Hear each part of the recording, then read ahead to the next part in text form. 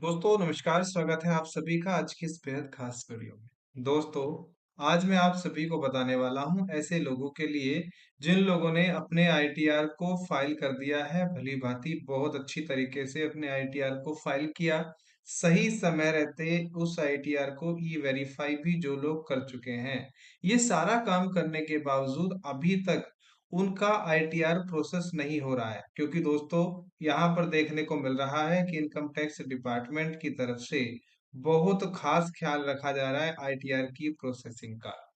Income tax department आप लोगों के आईटीआर को बढ़ चढ़कर प्रोसेस कर रहा है, लेकिन अगर अभी तक आप सभी का आईटीआर प्रोसेस नहीं हुआ है तो दोस्तों आप सभी को थोड़ा सा अलर्ट हो जाने की जरूरत है, थोड़ा सा सतर्क होना जाने की जरूरत है।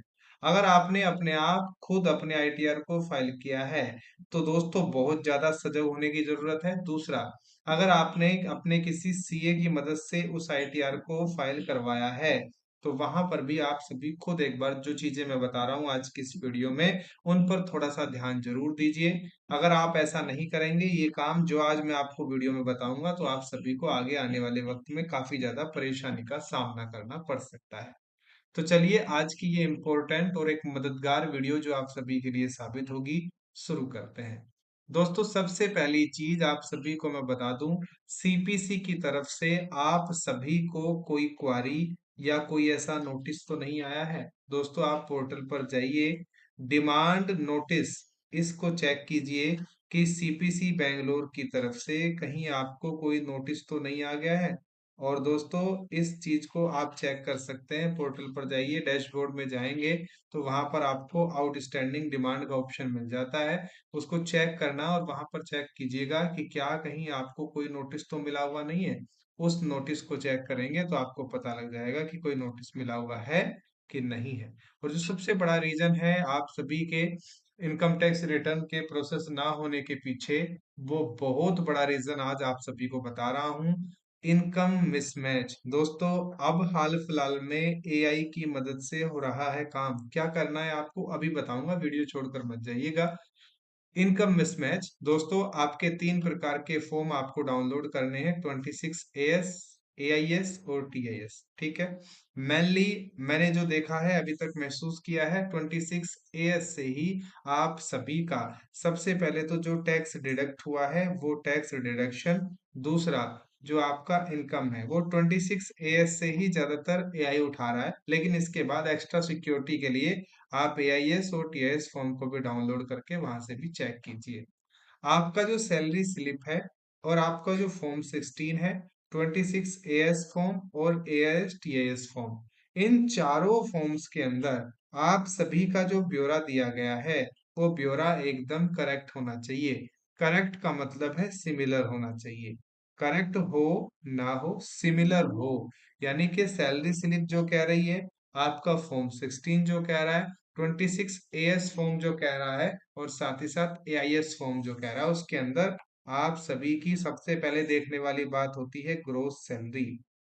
आपकी ग्रोस सैलरी आपके तीनों चारों फॉर्म्स के अंदर सेम होनी चाहिए। ये आप अभी चेक करेंगे सभी लोग, सेम है कि नहीं है। नहीं है, क्या काम करना है वो बाद में बात करेंगे। सबसे पहले salary slip form 16, 26 AS, AIS, TS form चारों को चेक कीजिए। पिछले साल की जो ग्रोस सैलरी है वो सभी में से, मान लो किसी की 10 लाख सैलरी होगी, किसी की उससे कम होगी, मान लो 8 लाख है, किसी की 12 लाख होगी, किसी की 15 लाख, या जो भी मतलब एक्स वाई जेड कुछ भी सैलरी है, वो तीनों फॉर्म्स के अंदर सेम होनी चाहिए।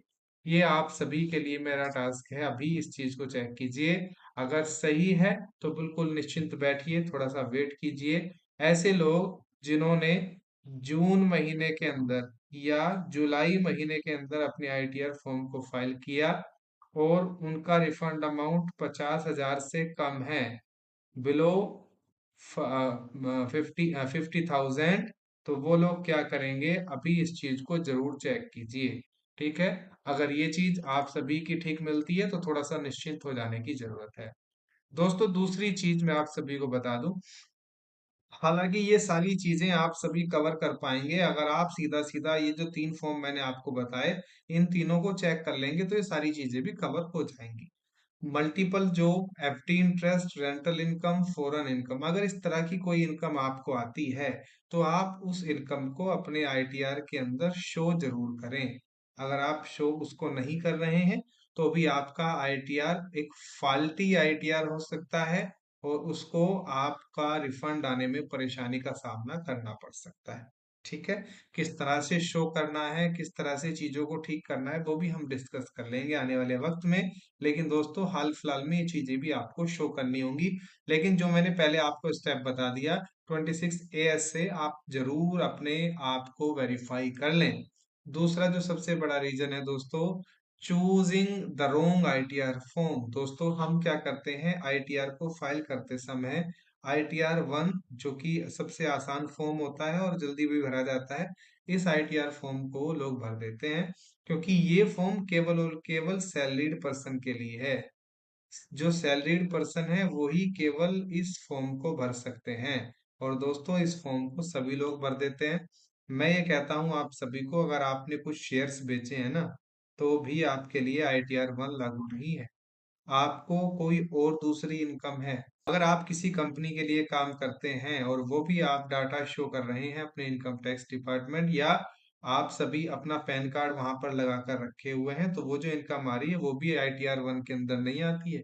तो ये सारी चीजें देखिए और तब अपने आईटीआर को चेक कीजिए कि क्या मैंने सही आईटीआर फॉर्म चूज किया है। तो नहीं करेंगे तो आपका आईटीआर फाल्टी हो जाएगा और आपको परेशानी का सबब बन सकता है।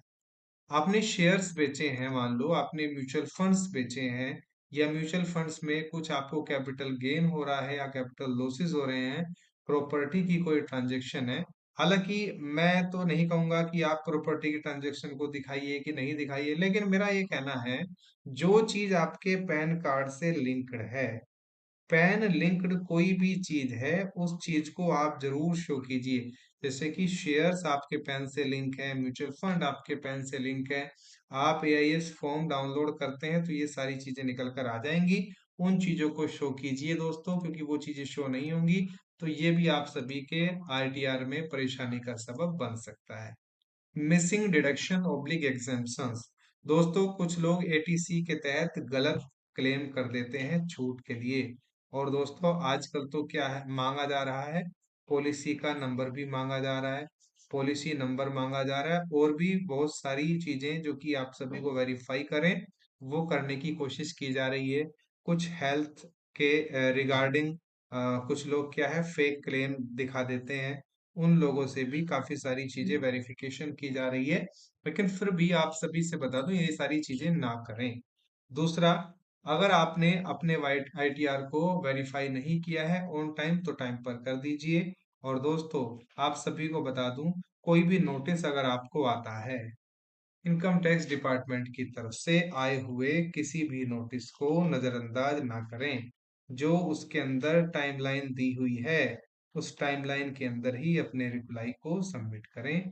अगर अदरवाइज अगर वो बोलते हैं दोबारा से ITR फाइल किए करें, तो जल्द से जल्द अपने ITR को फाइल करके भेज दें।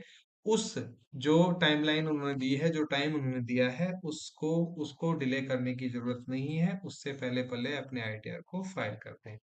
अपने बैंक डिटेल को एक बार जरूर चेक कीजिए, क्योंकि ये बहुत बार मैंने बता चुका है तो मैं दोबारा दोबारा इस पर बहुत सारी चीजें नहीं बताना चाहता हूँ।